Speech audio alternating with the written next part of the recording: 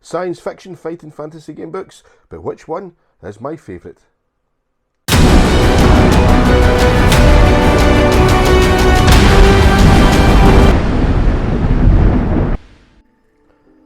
Welcome back to another episode of Gamebook Collector. In this episode we're looking at Fighting Fantasy Science Fiction Gamebooks. I've got several in front of me just now, from Starstrider, Rebel Planet, Space Assassin, Wings of Kether and Starship Traveller.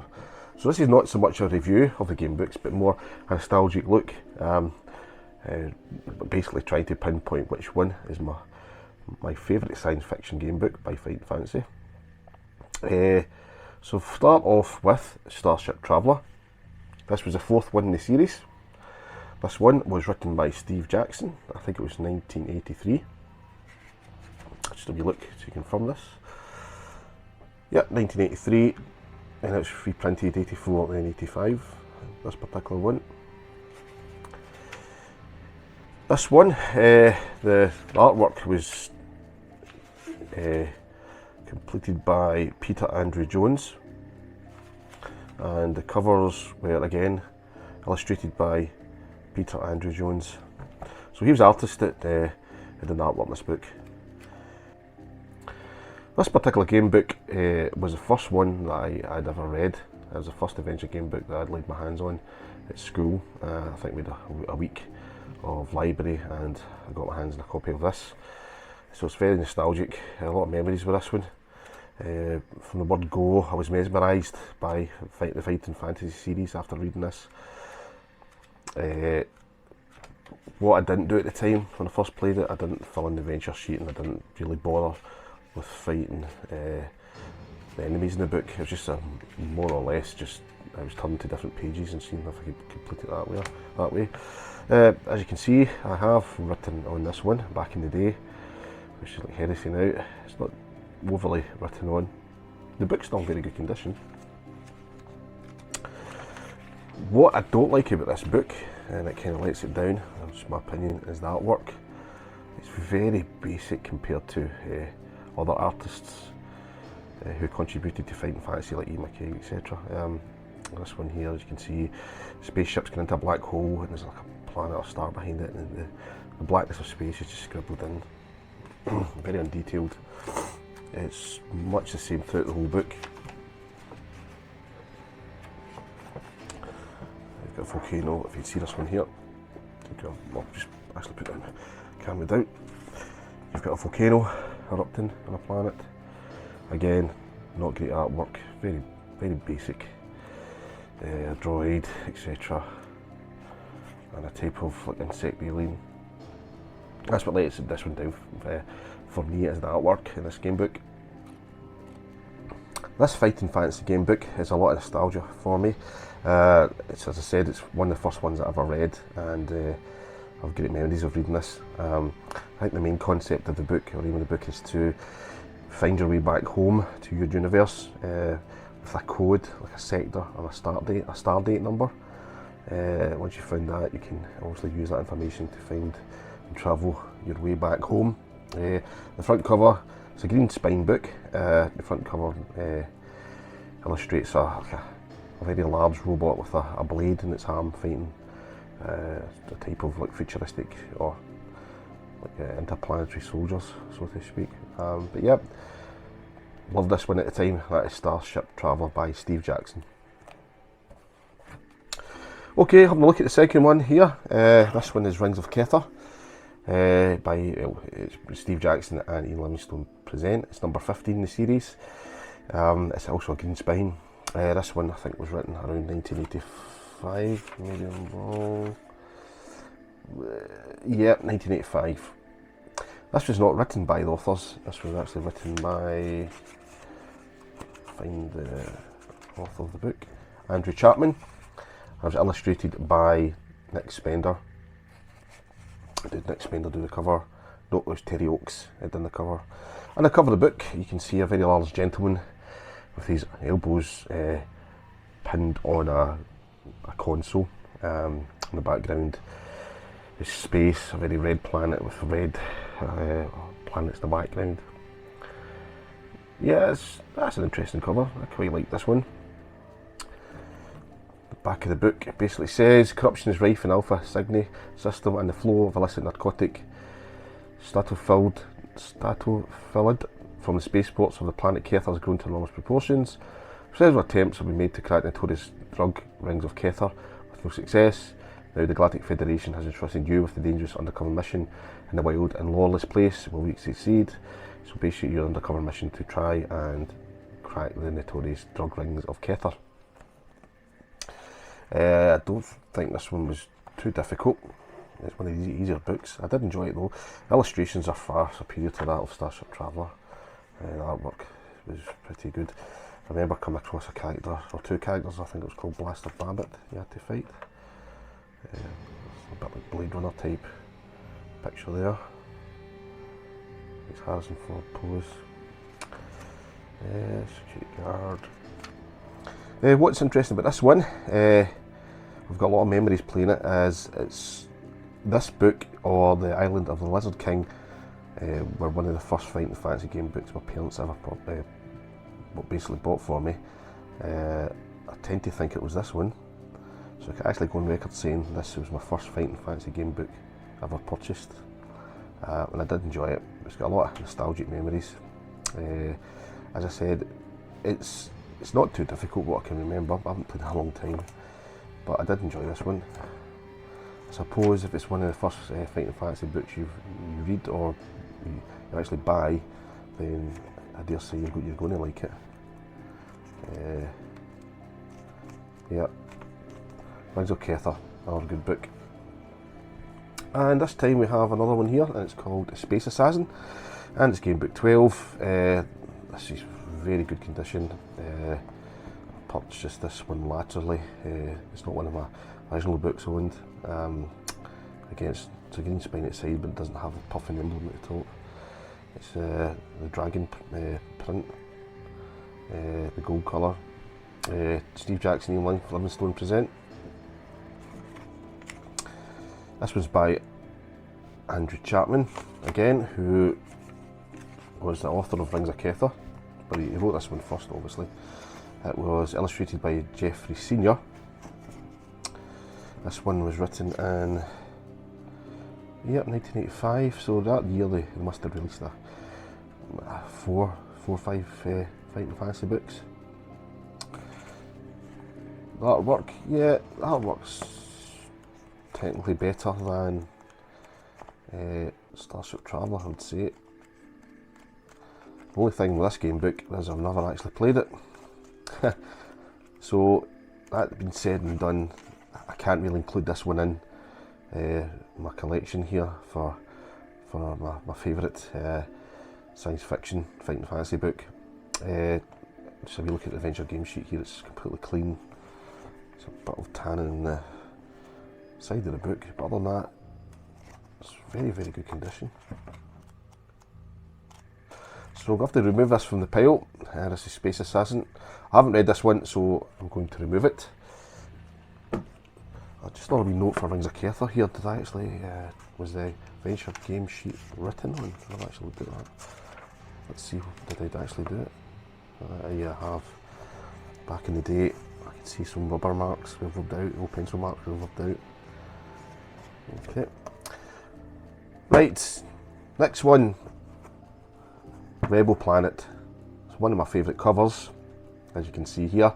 A massive giant lizard or dragon creature brandishing a very large sword standing on a planet, and lots of stars in the background.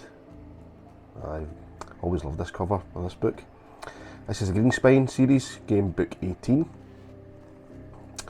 This one was written by Robert Waterfield and illustrated by Gary Mays.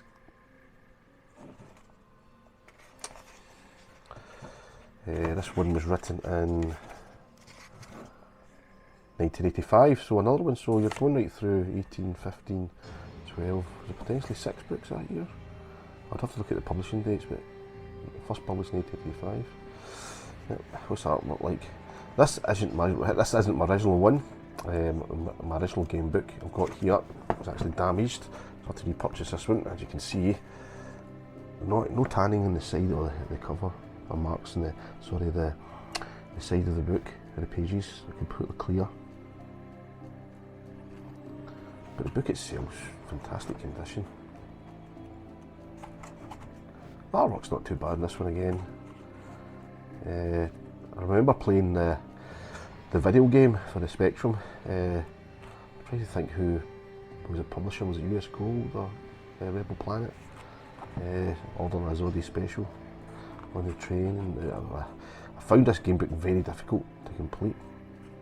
I remember one night I was playing it, probably around about 1986, and I was eating my cheese and toast in the kitchen, and I spent hours in this book trying to solve it. I eventually got to the end of it. Yeah, great memories. Always go back to this one. My original copy, which I'll dig out over here, just give me a second. Here we go. As you can see, it's slightly damaged. This was stored in a garage a number of years ago, and I think a mouse or some kind of insect has chewed or gnawed the side of the pages up there. There's a bit of wear and tanning on the side of the book, the pages there. So, funnily enough, there's a rat there on somebody's finger. As you can see, the adventure game sheet I have written on this one, light pencil mark. But other than that, the book's great quality. There's a lot of, you can see the tanning marks, also watermarks at the side of the book. Compared to this copy I've got, where the adventure sheet is absolutely spotless. Look at that. Not a mark on it. And it will stay like that.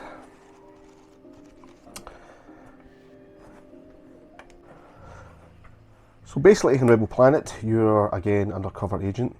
A race of aliens called the Arcadians have enslaved Earth and its colonies. You have to go undercover to try and infiltrate and destroy this queen computer. Once you've done that, the Arcadian Empire will basically lose its hold on Earth, and we're more or less just zombies incapable of making decisions for themselves. What I do remember about this one, it was pretty hard. You had to seek out a code or binary number, where you had to have this number that would allow you to turn to a certain page, or that was a certain page, allowed you to complete the book. And I remember at that point in time having great difficulty with it, but again, I eventually got there in the end. I also should have said that the cover illustration was by Alan Craddock. Fantastic artwork there. Have a look at the prices of these books. I never mentioned the earlier ones. Was $1.75. Again, Winds of Kether was $1.75, and $1.75 again for Starship Traveller. Yep, so basically you had to destroy a supercomputer and conquer the Arcadian race under this guise of a secret organisation, Saros. Yep, I fully enjoyed this one. A lot of nostalgic memories of this book. I can't fault it. It's one of my favourite ones. But again, each and every one of these books here, I've got some kind of hold over me. Being at the first one that I played at school, first one that I believe was I purchased, or my parents purchased for me, and great memories playing this back in the day, around about 1986. Right, we'll move on to the next one, and it's a book called Starstrider, and I remember playing this one in 1987. The book has sustained some damage to the spine. It's not a green spine book. It's a dragon logo again, a gold one. This is number 27 in the series. Interesting artwork. What a heavy contrast in artist pictures there. This one I didn't really take to be quite honest. It wasn't one of my favourite books. adventure sheet looks quite, it's a bit different. There's a lot of skill stamina boxes or encounter boxes. There's oxygen levels, time, clues. You can see I have populated this adventure sheet. Who was the author of this one? Luke Sharp, and it's illustrated by Gary Mays. Gary Mays, did he not do one here? Or did Gary Mays do this one? Spencer. Yep, Gary Mays also done Rebel Planet, but I would say it's Rebel Planet. Artwork's better than this one. Cover illustration was by Alan Craddock. Alan Craddock again. So there's a lot of similarities to Rebel Planet. A lot of, including the artists who've done the internal illustrations and the front cover artwork. Now, when it comes to, well, basically story, sorry, I'm just jumping ahead of myself. I've only played this one once, so my memory in this book, I just know I didn't really enjoy it. The unscrupulous gremlins who have long been kidnapped on an obscure planet Earth have kidnapped the galactic president. You are the top rogue tracer of that sector of the galaxy. You're 40 hours before the top secret contents of the president's mind would have been extracted by the gremlin brain scan. Can you overcome the lethal opponents, find the president and rescue him in time? Yeah. So basically trying to find the president and rescue him in time. Star Strider, I'm going to put this one aside. It's not one of my favourite fighting fantasy science fiction books. So that's removed. So we've got three fighting fantasy books here. Starship Traveller, Rings of Kether, and Rebel Planet. Okay, number 3 in my list then, of my third favourite book out of this series would have to go to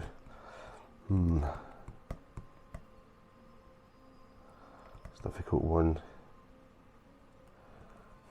Rings of Kether. Rings of Kether, although it's probably the first adventure game book that I actually bought, or my parents bought for me, I did love it. I know in a lot of people's lists it's not their favourite, but I did enjoy this one. It's got a lot of nostalgic value, being that it was the first game book that I've got in my Rings of Kether. So it's between these two, Starship Traveller and Rebel Planet. Right, in second place here, it's a big decision. Which one is it? The very first game book I've ever played against probably one of my all-time favourite science fiction fighting fantasy game books. It'll be very difficult. Second place is Starship Traveller. Oh, I feel bad for that, but yep. Rebel Planet is my all-time favourite science fiction fighting fantasy game book. Yep. Others would probably disagree, but that is my list. It's very close between that and Starship Traveller, but I think this just pips it to the post. So there you have it, my top fighting fantasy science fiction game books. There may be other ones out there latterly. I'll look at my collection here that I haven't played, that I've got science fiction elements in the book, but these are the 80s ones that I did play and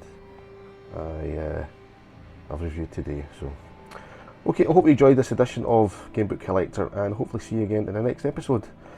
Take care.